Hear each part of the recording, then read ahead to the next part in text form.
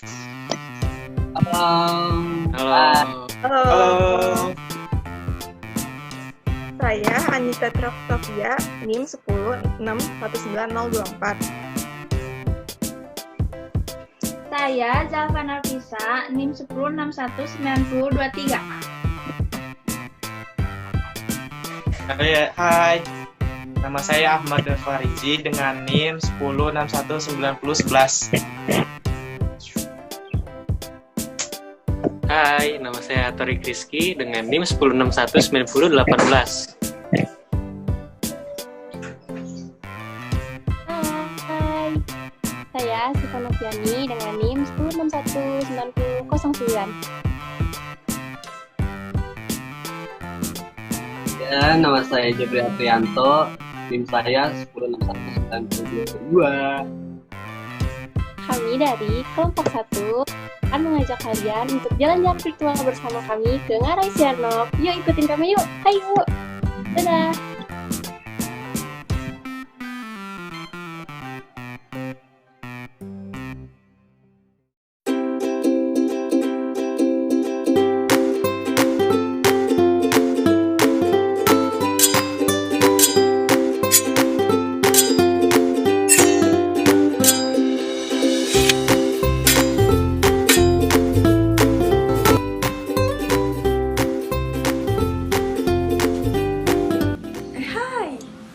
Sebelumnya, kalian udah tahu belum sih di mana itu Ngarai Sianok dan bagaimana sejarah Ngarai Sianok? Langsung aja. Ngarai Sianok terletak di Pulau Sumatera, tepatnya di perbatasan Kota Bukit Tinggi di Kecamatan Empat Koto, Kabupaten Agam, Sumatera Barat. Ngarai Sianok memiliki pemandangan yang sangat indah dan juga menjadi salah satu objek wisata andalan di Provinsi Sumatera Barat. Sejarah Ngarai Sianok sendiri yaitu berawalan dari namanya.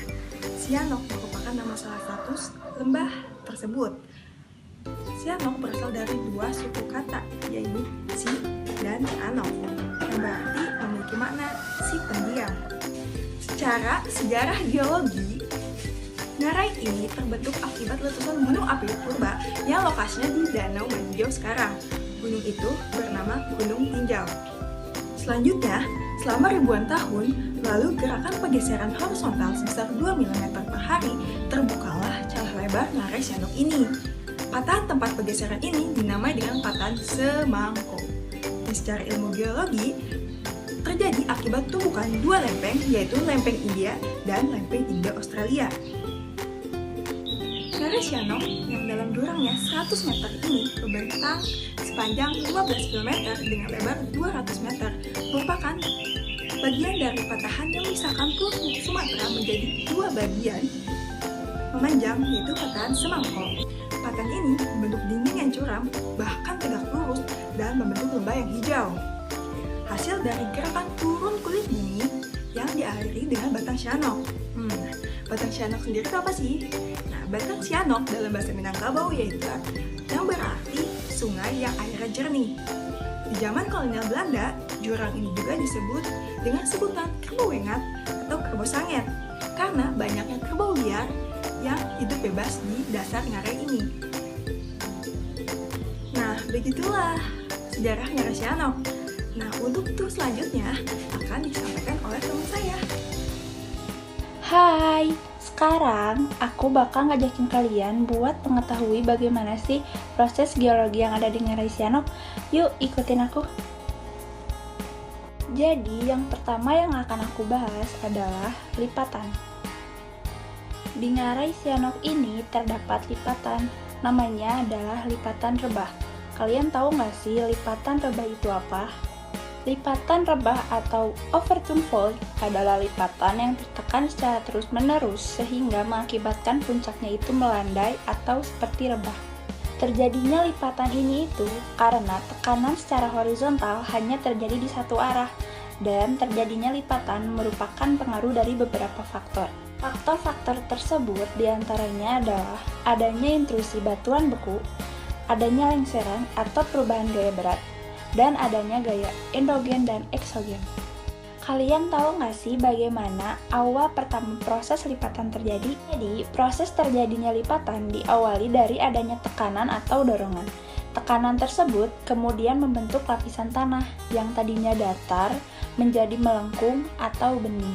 Tenaga tektoniknya itu akan terus mendorong sehingga tanah yang telah melengkung berubah menjadi melipat atau blocking.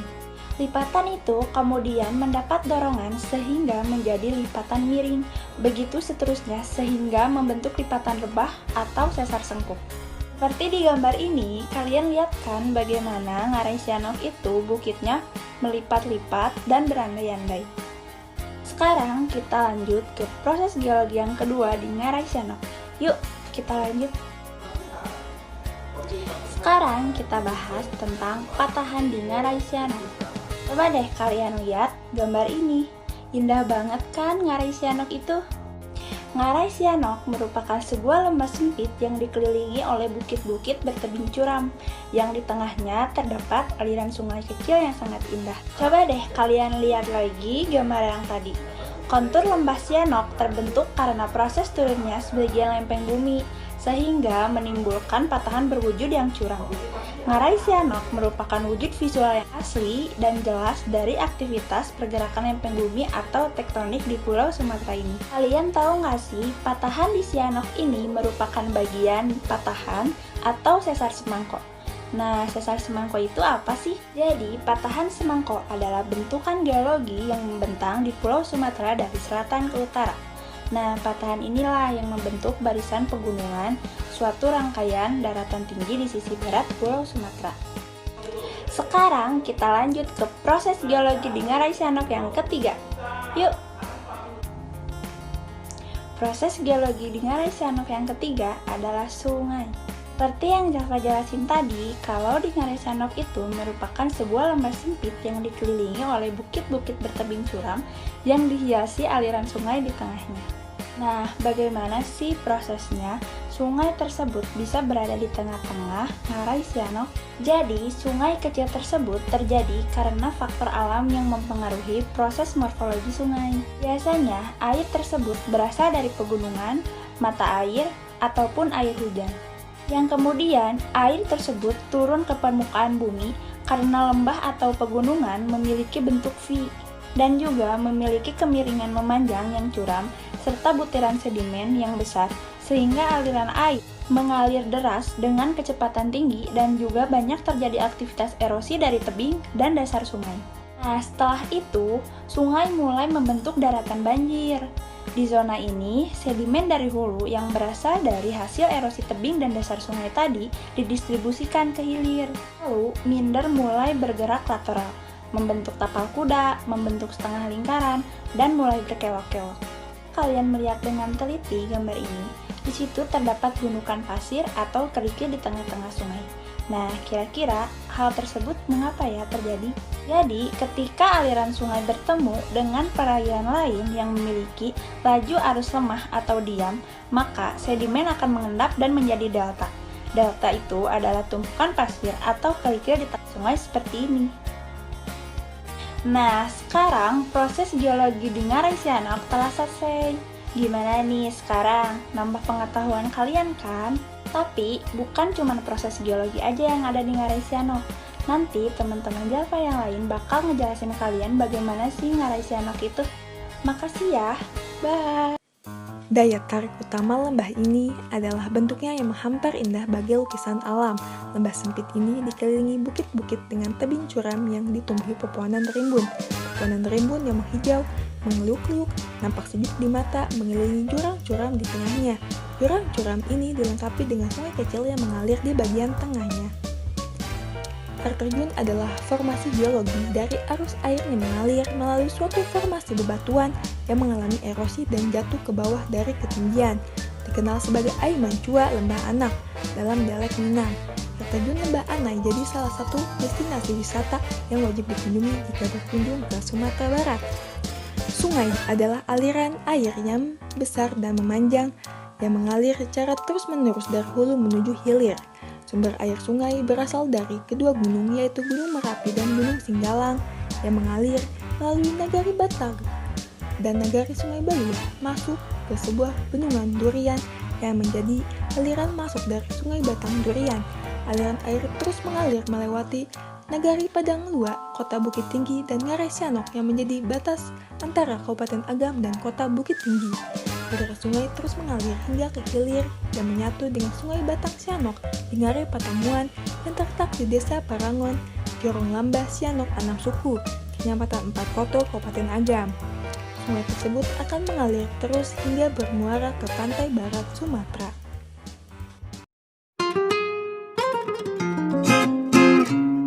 Di Ngarai Sianok ada beberapa batuan yang diketahui. Yang pertama ada batuan filit. Filit merupakan batuan metamorf yang tersusun dari mineral kuarsa, cerisite, mika, dan klorit. Filit merupakan batuan dengan derajat metamorfisme tinggi. Hal ini dikarenakan filit mengalami intensitas ataupun durasi metamorfisme yang sangat tinggi. Yang kedua ada batuan kuarsit. Ini adalah sejenis batuan metamorf yang tergolong keras dan kuat. Batu ini terbentuk ketika batu pasir atau sandstone mendapat tekanan dan suhu yang tinggi sehingga menyebabkan proses metamorfisme. Proses metamorfisme ini menyebabkan kuarsa yang terkandung pada batu pasir mengalami rekristalisasi sehingga menghasilkan batu kuarsit yang memiliki struktur dan ciri yang jauh berbeda dari struktur batuan induknya. Batu yang ketiga yaitu batu lanau.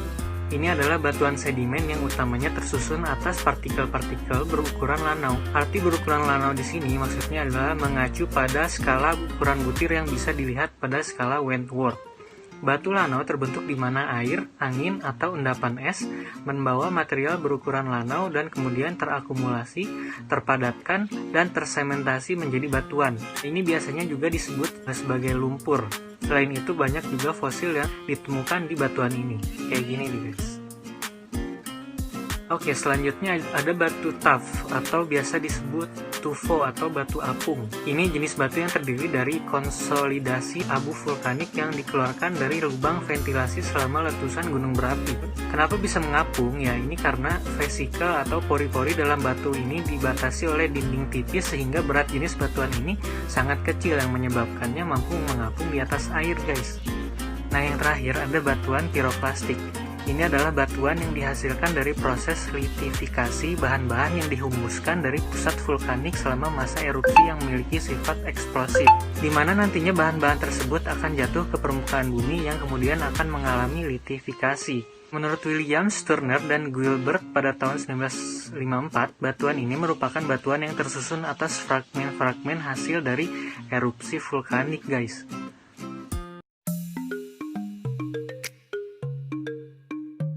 Baik, di sini saya akan menjelaskan tentang flora dan fauna di Ngarai Sianok. Kira-kira ada apa aja ya? Mari ikuti saya. Pertama adalah tapir. Tapir adalah binatang herbivora yang memakan dedaunan muda di sepanjang hutan atau pinggiran sungai. Tapir memiliki bentuk tubuh seperti babi, telinganya yang mirip badak, dan moncongnya yang panjang mirip terenggiling. Di Ngarai Sianok pun ada loh hewan seperti ini. Yang kedua adalah monyet ekor panjang. Memang monyet ini sangat populer sekali. Monyet dengan ekor panjang inilah yang sering kita lihat. Kemampuannya beradaptasi membuat monyet ekor panjang terbiasa dengan kehadiran manusia. Oleh karena itu, tak heran jika di Ngarai Sianok pun dapat berjumpa dengan monyet ekor panjang ini. Yang ketiga adalah si amang. Si amang digambarkan sebagai jenis oa raksasa. Ukuran tubuhnya dapat mencapai 1 meter dengan berat 14 kg.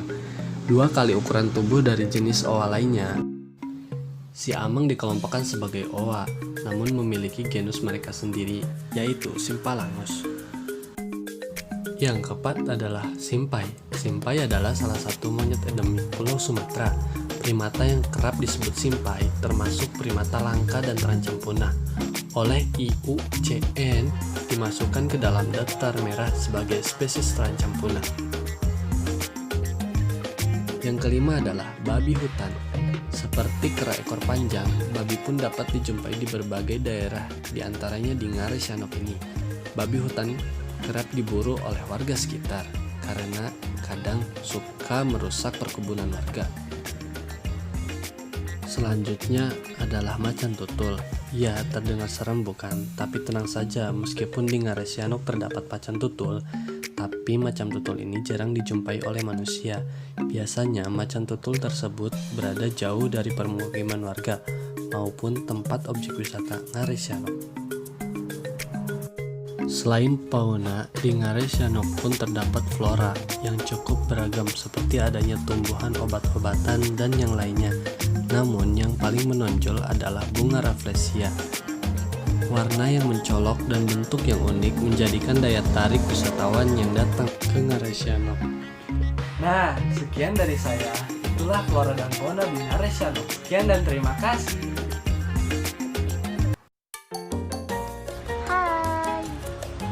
Di sini saya akan mengajak kalian untuk lebih mengenal tentang rentan bencana di sekitaran Ngarai Sianok.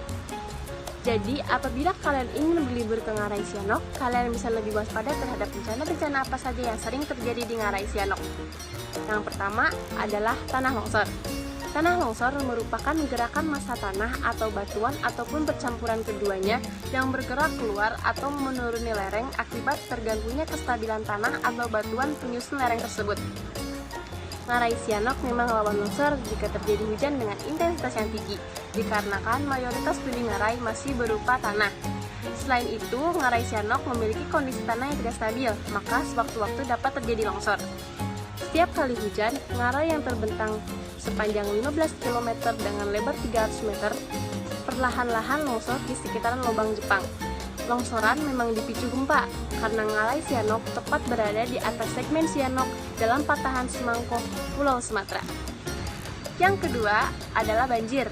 Berdasarkan informasi dari Badan Penanggulangan Bencana Daerah atau BPBD Kota Bukit Tinggi, terdapat 9 titik lokasi rawan bencana banjir dan longsor di saat musim penghujan. 5 titik di Bukit Tinggi itu meliputi lokasi Pasar Bawah, Barumbuang, Pintu Kabun, Tarok, dan Pulau Anak Aya. Sedangkan 3 di Kabupaten Agam bagian timur meliputi Ngarai Sianok, Malalak, Palupuah, dan Baso. Keberadaan pemukiman penduduk di pinggiran Ngarai turut menyebabkan degradasi terhadap fisik Ngarai. Aktivitas rumah tangga, khususnya pembuangan limbah padat dan cair ke dalam Ngarai Sianok. Beberapa saluran drainase utama di Kota Bukit Tinggi juga masih bermuara di sekitaran Ngarai Sianok. Hal tersebut membuat kestabilan lereng Ngarai terganggu, sehingga dapat membahayakan pemukiman di sekitarnya. Yang terakhir adalah gempa bumi. Segmen Sianok yang merupakan sesar aktif di Sumatera Barat memiliki potensi memicu gempa yang sangat kuat yang patut kita waspadai. Hasil kajian Pusat Studi Gempa Nasional atau PUSGEN pada tahun 2017 menunjukkan bahwa segmen Sianok memiliki magnitudo tertarget M7,4 dengan laju pergerakan sesar 14 mm per tahun. Ahli geologi Sumatera Barat, Ade Edward menjelaskan, segmen Sianok merupakan patahan gempa bagian dari patahan Sumatera atau sesar Semangko. Segmen ini membentang sejauh 90 km, memanjang dari sisi timur Laut Danau Singkarak atau Sumani, lalu melewati celah antara Marapi dan Singgalang, lalu masuk melalui Ngarai Sianok. Itulah mengapa gempa sering terjadi karena Ngarai tepat berada di atas segmen Sianok dalam patahan Semangko, Pulau Sumatera. Nah, setelah mengajak kalian untuk lebih mengenal tentang rentan bencana di sekitar Ngarai Sianok, sekarang saya akan mengajak kalian untuk lebih mengenal tentang pemanfaatan lahan di Ngarai Sianok. Yang pertama adalah sebagai objek wisata atau pariwisata. Ngarai Sianok berada di Kota Bukit Tinggi. Pemandangan yang elok terkenal sampai ke mancanegara, bahkan disetarakan dengan Grand Canyon di Amerika Serikat. Sekedar informasi nih, Ngarai Sianok sangat indah jika dipandang dari ketinggian. Maka salah satu tempat yang cocok untuk didatangi adalah Taman Panorama Bukit Tinggi. Taman Panorama Bukit Tinggi mengarah langsung ke panorama Ngarai dengan latar Gunung Singgalang dan Marapi. Pemandangan cantik Ngarai Sianok ini pernah mendapatkan penghargaan The Best Object Tourism dalam ajang Padang Tourism Award 2007. Selain itu, pada bagian tengah Ngarai terdapat Sungai Sianok yang mengalir hingga ke Samudra Hindia. Sungai itu sering dijadikan sebagai wahana arum jeram, kano, dan kayak. Yang kedua adalah pemukiman. Selain sebagai objek wisata, kawasan sekitar Ngarai Sianok terdapat juga pemukiman. Pemukiman di sekitar Ngarai Sianok bisa terbilang sebagai pemukiman yang padat penduduk. Yang terakhir adalah sebagai pertanian. Bukit Tinggi walaupun bukan daerah pertanian, tetapi ada beberapa titik yang dipertahankan untuk menjadi lokasi pertanian.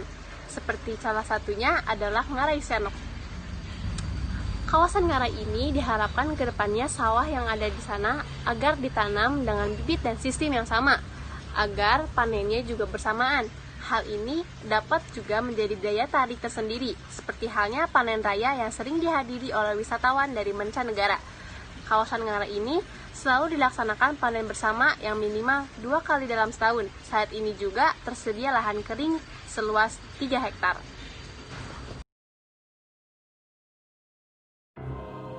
Untuk selanjutnya, saya yang akan memandu kalian. Jangan kemana-mana ya. Di Ngarai Sianok ini terdapat suatu wisata sejarah nih teman-teman, yang bernama Lembang Jepang. Lembang Jepang ini adalah salah satu markas rahasia tentara Jepang dengan 21 ruangan, terdiri dari ruang amunisi, ruang tidur, ruang pengintai, ruang pelarian, ruang penyiksaan, ruang sidang, ruang rapat, penjara, dan dapur. Ruangan tersebut berhubungan satu sama lainnya. Di antara 21 ruangan tersebut terdapat satu ruangan yang sangat menyeramkan teman-teman. Ruangan tersebut adalah ruangan dapur yang difungsikan untuk memotong tahanan yang sudah mati, lalu dibuang melalui saluran air yang mengarah ke Ngarai Sianok. Di balik wisata alam dan wisata Lembang Jepang tersebut terdapat mitos terbentuknya lembah Ngarai Sianok, teman-teman. Menurut masyarakat pada zaman dahulu terdapat seorang laki-laki yang mempunyai tubuh besar, kulit sekeras tembaga, dan sakti, bernama Katik Munok. Ia datang untuk mengiringi pimpinannya, yaitu Sang Sapurba. Selama tinggal di Minangkabau, Katik Munok ini sangat ingin menjadi penguasa. Keinginannya yang amat kuat membuat Katik Munok yang awalnya mempunyai sifat lemah lembut berubah menjadi orang yang jahat dan kasar. Kejahatannya mengakibatkan penderitaan untuk penduduk di sekitarnya. Melihat hal itu, Sang Sapurba pun merasa sangat malu. Agar tidak berkonflik dengan atasannya, si Katik Munok berubah menjadi naga, kemudian membagi daratan jadi 2 bagian. Daratan yang terbagi itu merupakan Ngarai Sianok pada saat ini. Saat awal terbentuknya Ngarai itu, lembah Ngarai Sianok dialiri oleh api yang membara. Namun setelah pertempuran antara Katik Munok dan atasannya, yaitu Sang Sapurba, yang dimenangkan oleh Sang Sapurba, si Katik Munok mengubah aliran api menjadi aliran air yang menunjukkan sebagai permohonan maafnya terhadap penduduk dan si Sang Sapurba. Tidak hanya pemandangan indah atau wisata sejarah, teman-teman. Wisata Ngarai Sianok juga memberikan satu hiburan budaya dari Bukit Tinggi. Hiburan itu adalah tari piring dan samburan api. Gerakan tari piring melambangkan kerjasama ketika warganya berada di sawah. Koreografi ini menirukan cara petani bercocok tanam dan menunjukkan ungkapan rasa syukurnya mereka terhadap hasil panen yang bakal menghidupi sisi rumah. Semburan api adalah salah satu budaya di mana seorang menjemurkan api dari mulut keluar yang bisa dikaitkan dengan hewan suci naga. Digunakan dalam kehidupan masyarakat Cina sebagai salah satu wujud perlindungan terhadap keselamatan para penduduk.